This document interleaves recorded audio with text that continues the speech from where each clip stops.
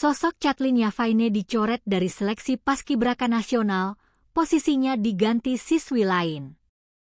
Impian setiap anggota paskibraka adalah bisa mengibarkan sangsaka merah putih langsung di Istana Negara.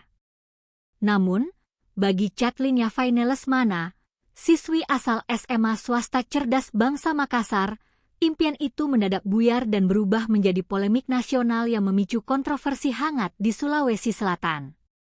Nama Catlin dicoret dari daftar calon paskibraka tingkat nasional. Padahal sebelumnya, ia sudah masuk dalam 3 besar peserta putri terbaik yang diusulkan ke tingkat pusat.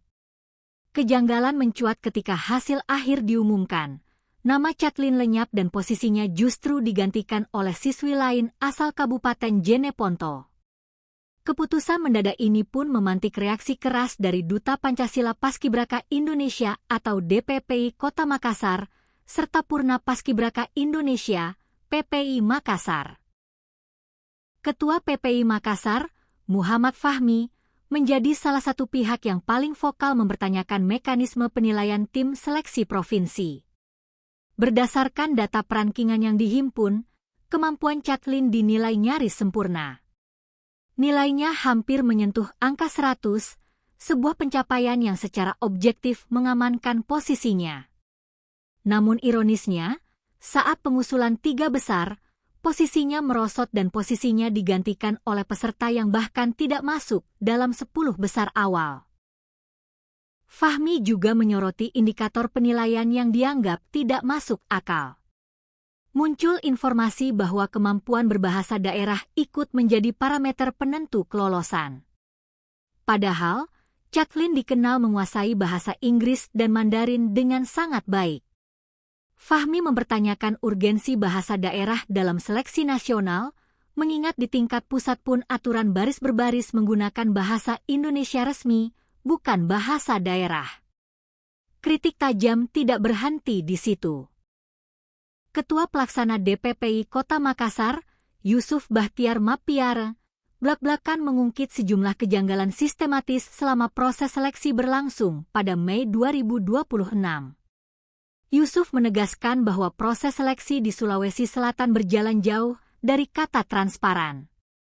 Sebagai bukti, pada hari terakhir seleksi tanggal 21 Mei, para pendamping resmi yang mengantongi ID card dipaksa keluar dari ruang penilaian tanpa alasan yang jelas. Tidak hanya itu, pengumuman hasil pun dilakukan secara tertutup dalam 2 tahap yang membingungkan.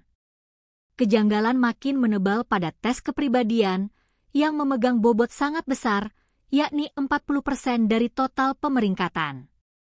Anehnya, nilai tes kepribadian ini baru dikeluarkan 2 hari setelah seleksi selesai. Jeda waktu yang lama ini dinilai Yusuf wajar memicu spekulasi di kalangan publik bahwa nilai tersebut sengaja diatur dan dimanipulasi demi meloloskan nama tertentu. Selain masalah transparansi nilai, Yusuf juga menyesalkan adanya sentimen terselubung dari oknum panitia yang menyatakan kalimat, "Jangan Makassar terus yang dikirim." Yusuf memprotes keras argumen tersebut karena tidak ada satupun regulasi yang membatasi daerah tertentu untuk meloloskan perwakilannya secara berturut-turut.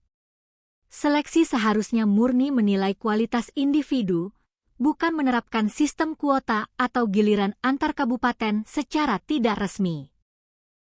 Sebagai perbandingan, daerah lain seperti Sulawesi Barat dan Sulawesi Tengah tetap bisa mengirimkan hingga 3-4 perwakilan dari kota yang sama karena mengutamakan kualitas.